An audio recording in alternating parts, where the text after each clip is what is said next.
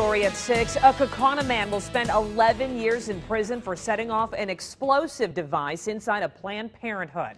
50-year-old Francis Grady was sentenced in federal court today for setting a bottle of gas on fire and throwing it through the window of the Grand Chute clinic last April. NBC 26's Heather Burke is live in the newsroom tonight with more.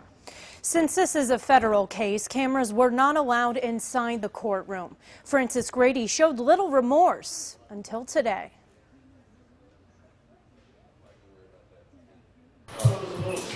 Francis Grady didn't say much after learning his fate. Maybe a couple years higher than I thought it would be. But his sister Ann Hoffman did. I don't think he meant to do it, but I know he's not a terrorist. Grady apologized to Planned Parenthood for committing the crime and said for the last 15 years he heard the voices of children in his head telling him to get rid of the facility.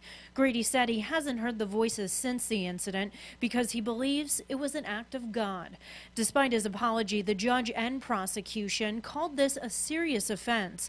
And even though Grady is bipolar, they say he knew what he was doing. Hope Mr. Grady is able to effectively serve his prison time and stay on the straight and narrow, and that this is a good wake-up call for him, that that kind of conduct just won't be tolerated in our community. Grady may be behind bars, but Hoffman stands by her brother. I just hope he gets help in that time.